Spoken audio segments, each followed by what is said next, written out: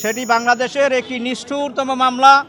সেই মামলায় তদন্তকারী কর্মকর্তা আজকের 4 জন আসামিকে বিজ্ঞ আদালতে পেশ করে, যার মধ্যে হলো বাংলাদেশ বিমানের সাবেক এমডি শফিকুল ইসলাম, তার স্ত্রী বিথি, সুফিয়া বেগম এবং রূপালী বেগম। এই 4 জন আসামিকে বিজ্ঞ আদালতে পেশ করে এবং তদন্তকারী কর্মকর্তা 7 দিনের রিমান্ডের প্রার্থনা করেন।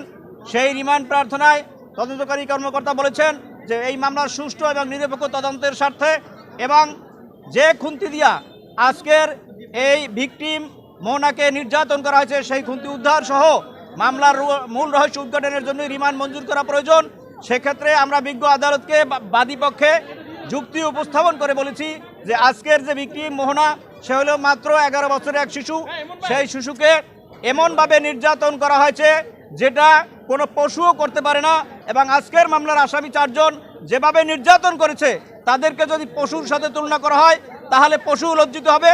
আমরা দেখেছি এই নির্মম নির্যাতনের কারণে সারা বাংলাদেশের মানুষ এবং সারা পৃথিবীর মানুষ তাকিয়ে আছে বাংলাদেশের মতো একটি সভ্য দেশে কিভাবে এ ধরনের অসভ্য আচরণ করা হয়, এবং যারা আচরণটা করেছেন তারা হলো বাংলাদেশ বিমানের একজন এমডি শফিকুল ইসলাম। আমরা আরও বলেছি আজকের যে 2 নম্বর আসামি শফিকুল ইসলাম বাংলাদেশ বিমানের এমডি, তিনি কিভাবে এত টাকার মালিক হলেন।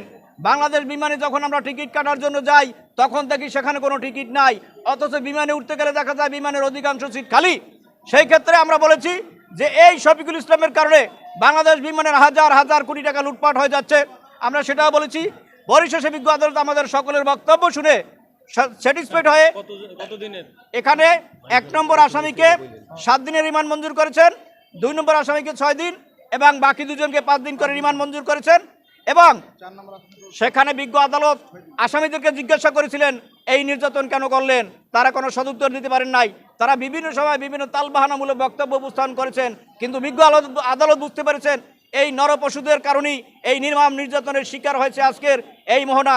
আমরা আজকের স্যাটিসফাইড এই কারণে যে বাংলাদেশের এই যারা দর্পণ, আমরা আজকের পরিপূর্ণভাবে বিজ্ঞ আদালতের প্রতি সন্তুষ্টি প্রকাশ করছি, সন্তুষ্টি প্রকাশ এবং কৃতজ্ঞতা প্রকাশ করছি আজকের বাংলাদেশের দর্পণের সাংবাদিক ভাইদের। কারণ সাংবাদিক ভাইদের কারণেই আজকের এ ধরনের একটা ন্যাক্কারজনক ঘটনা সারা বাংলাদেশের মানুষ দেখেছে, পৃথিবীর সমস্ত মানুষ দেখেছে।